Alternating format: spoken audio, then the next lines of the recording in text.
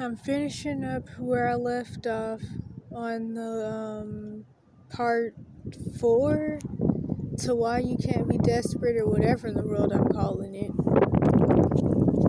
So, I was describing someone I knew or met, and I was talking about the whole you females thing, which goes hand in hand with the you men or these black men or stuff like that. That's what I was talking about, that bullcrap.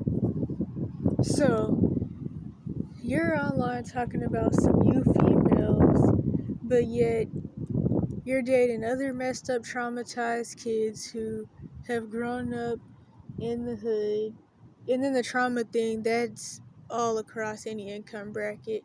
In fact, if you ask me, it seems like the people with more money are the most abusive, but that's a whole nother video. Which I think I actually do have a video about that, titled Rich Kids Don't Get Abused, which is a re-upload of a video that I actually made back on the evidence channels. So I think I made it when I was maybe like 14 or something, I don't even know. But anywho, you've been having sex, quote unquote, really you've been acting out trauma and acting out things that you were exposed to and that happened to you that shouldn't have since you were 8. So that means that you're running around acting like all quote unquote women are a certain way because you've been getting your heart broken by other 8, 9, 10-year-olds when you were younger, and now other teenagers. So these aren't even quote unquote women. And really what it all boils down to is projecting the abuse from the Jezebelic mom onto all girls, or at least certain girls. And something I've noticed a lot with Willie Lynch syndrome, house niggerism, and general racism like white supremacy, and Willie Lynch syndrome, house niggerism, which is really colorism for any melanated people. I just call it Willie Lynch syndrome in general. But when I say that, I'm not just even talking about a certain group of melanated people, really. I mean any of them. What I've noticed with that is a lot of it revolves around people being stuck in a certain demographic or a certain area, not even just a certain realm of thinking, but like people who have never really been anywhere. Like, as somebody who's somewhat been places, I can say that people are pretty much the same overall. And this, I'm about to go off somewhere else, I'm not even gonna lie, but there's a whole lot of quote unquote black people do this and quote unquote white people do that. But the thing is, due to redlining, quote unquote black people and quote unquote white people don't live around each other. Like where I'm at right now, as you can see by that post I made about the different racial events, no quote unquote black people live here. And the little few that do are like Africans, but of course on the census, Africans are white. But I'm not going to go into that. Pretty much, honestly, everybody is white except a certain group of people. But yeah, so no quote unquote black people live here. And so the quote unquote white people, because I really don't like these terms, but the quote unquote white people have their ideas of what quote unquote black people do. Some of them, because a lot of them, they also see Mexicans and stuff as black, but that's also a separate thing. But it's like, you've never even seen or met a quote unquote black person. So like all of your ideas, just like with the other side, all of our ideas about each other come from brainwashing and then the demons that are over certain ethnicities to make them do certain things and feel certain ways, especially with white supremacy. But yeah, it's just all brainwashing. And that's what a lot of this black men, white, whatever in the world stuff comes from. Because it's like, you have this idea, this you females idea, or this you men idea, but it's like you've never really been anywhere to be really talking about all females or all men. Now, one thing I can say is that as the world gets darker and the veil keeps thinning and more evil comes out, people become more demonized. And just due to like anti-family and anti-genderal agendas, men have been taken out of a protective place that they used to be in and were supposed to be in. And they've been really effeminized and stuff, so a lot of dudes and a lot of people in general of any gender are just like acting off of lust demons and perversion demons. So a lot or some can be pretty dangerous, but that's just due to agendas that are pushed. But overall, a lot of this you men, you female stuff is just people really projecting their parents on other people. It's not even really about you females or you men. What they really want to say is my dad, my mom did this, this and that.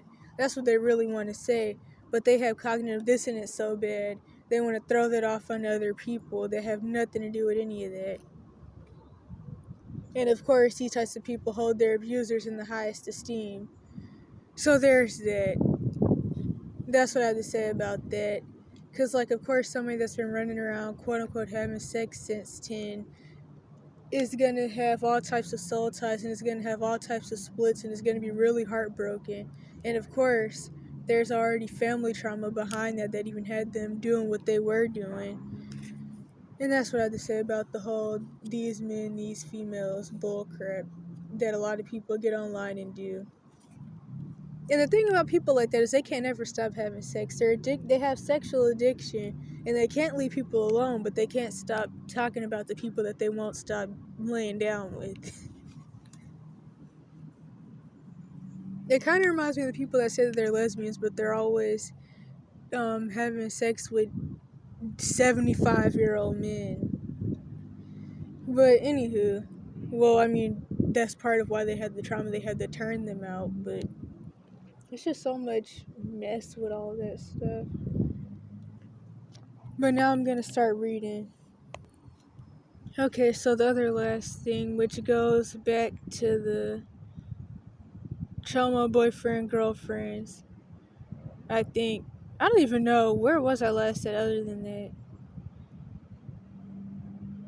Perversion spirits from overall family dysfunction, neglect, essay, and other abuse causes many paraphilias, like same gender confusion.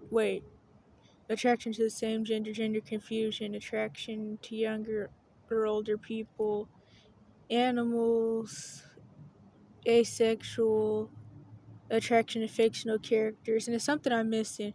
Oh yeah, people call it BDSM, but that specifically comes from physical abuse.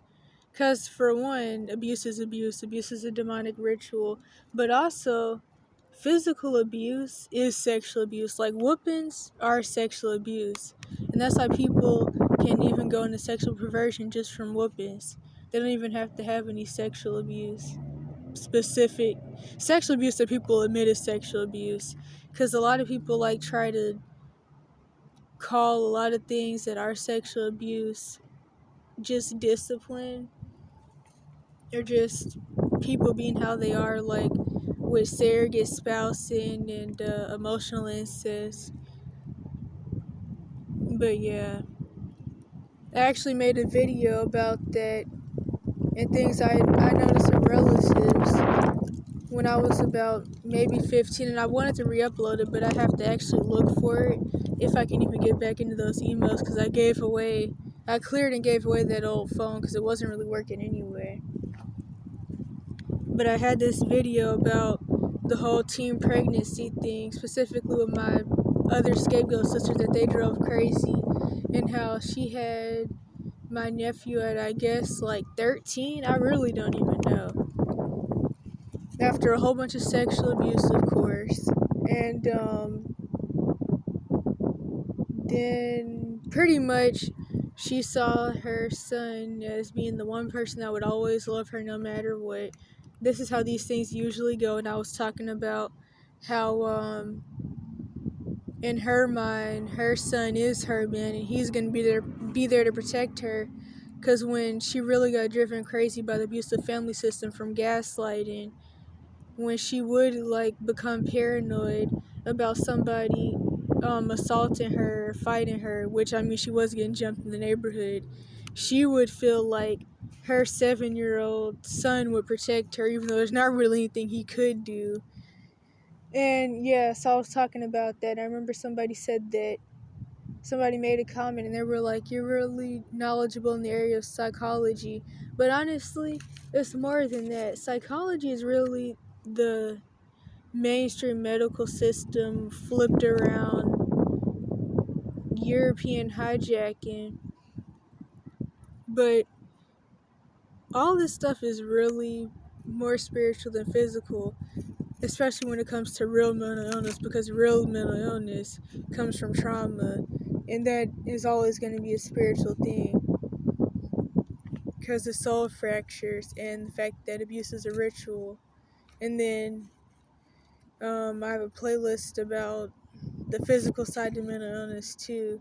So one's called the spiritual side and the other one's called the physical side. But I wouldn't even call the physical side a real mental illness, because it's that revolves around like bacterial imbalances and microbiome issues, parasites, insulin resistance, and commonly it goes hand in hand still with trauma. Like with the bad black boy with ADHD label, that's trauma. It's also just bullcrap. The label is bullcrap. A lot of these labels are, especially when it comes to the whole neurodivergent mess. But there's the trauma side, and then there's the side where the kid really is rolling around all over the floor. That's still because of neglect and all types of abuse, but it's also because of insulin resistance, because commonly they're neglected, abused, and the only thing that they're ever fed is Rice Krispie treats and Fruity Pebbles. So ADHD, when it actually is kind of there, it isn't just trauma or racial label, it's caused by insulin resistance like dementia or PCOS. I would even say that there has to be a schizophrenia that's insulin resistance too, which would